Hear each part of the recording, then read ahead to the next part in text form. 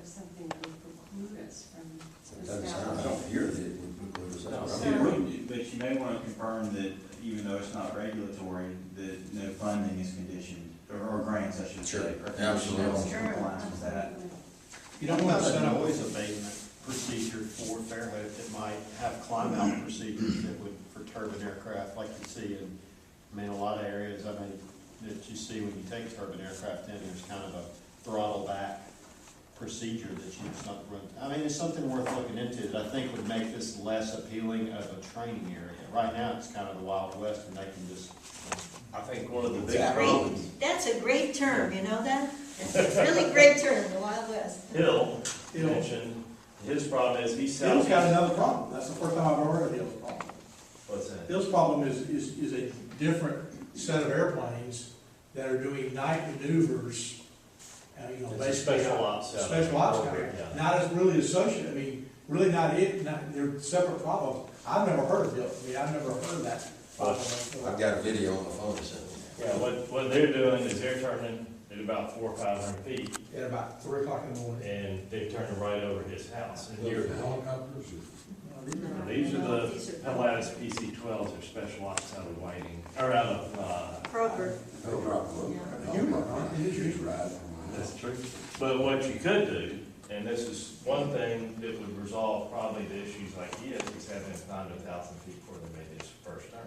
And we can implement that. I mean, Gulf Shores has their own noise abatement takeoff procedure. Questions that come up here about amending regulations and would that impact grants and so forth, we can at least get the answers. to All that those. needs to be looked at. Yeah, you can start with that, those things too. And, Or if they're impacted, what is the impact? Yeah. and get the answers to those questions and look at this on April 10th. Yeah, where the terms of the grant somewhere in a public website or something that can be viewed. I don't believe they're on public website now. Are they available for public viewing? If we wanted to see what the terms of grant say. I would imagine that they are somewhere where you can look for the, you know, we apply for a grant, and there are certain minimum standards that we have to meet. And so then kind of researching the minimum standards would probably dovetail you into, you know, what we have to comply with. That was I one would of think the. that was Bobby one of the Odom, I questions. mean, you know, we're subject to open meetings law, so I would think that that would be subject to the Freedom of Information Act. And that you, if you requested, you would have to, I Requested would think from- that you would have to be given access. From the district office, or from you all, or I who? would think that maybe just from the engineer. Bobby Odom's is our injured record revoker, and I'll be glad to make an introduction.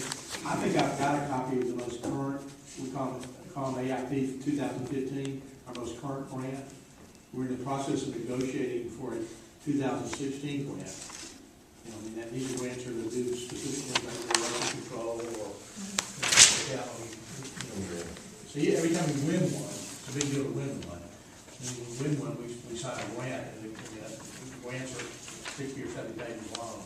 And I'm sure that's our minimum standards and whatever. Yeah, didn't you guys mention at the meeting that you, once you get a grant, you're subjected to abide by it for 21 years or something like that? Well, yeah, I think, So, we talked about that a little bit, I mean, you know, the people in California try to close airports.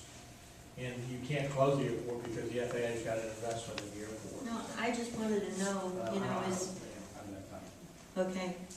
The other, one more question before we leave that subject, and I think that's great, Pam, that you and Chip are gonna work on it. And, is there, on the Fairhope website, is there Airport Authority long-term plan and expansion? Anyone? I don't think it is, but we've been talking after the first of the year. Remember I mentioned to you, Jack, that it's been 2 or 3 years since the airport's gone before the council and giving them an update of projects and so forth. And you recommended Yeah, waiting until the spring to anytime. make it. So we do plan to get on the city council's agenda. So I know what their operations are, and both the COs, I understand what they have to do. But, you know, there's still no reason for them to disobey the rules. I think as you're getting enough concern from the community that we just need to make sure that they are in fact in compliance with the FAA rules. If it's 1,000 feet, or if it's 800 feet, whatever it is, as long as they're there, but not 300 feet, and not, you know, a level with the water tower and the trees. Not, we're getting a little crazy, you know, when they start doing that. Today was a banner day. They were hot-shotting it. Three phone calls. Oh my gosh, they were hot-shotting it today. And the majority of them were fine. And there's plenty of open land out there that they don't have to go over people's homes, but they're not using that. If they were tight to the airport, that whole area that's industrialized over there is wide open. They can go there on the downwind, but they go farther out, And the horse farms too. and there's a horse farm. They could go over the horses, they won't mind, but they go over the You'd be houses. surprised. Maybe they might. And then secondly, I get a lot of phone calls about airport noise. And I'm sure your people get, what do y'all do with your noise? I mean, when somebody calls you, it calls the FBO and tells you about noise problems. What do y'all do, Bill? We tell them it's a public use airport and airplanes are flying in compliance with FAA regulations, and there's nothing we can do. Contact the FAA.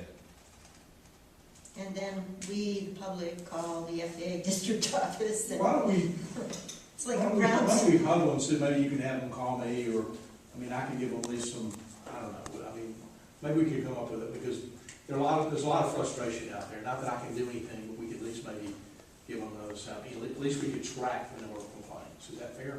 Sure. We might do,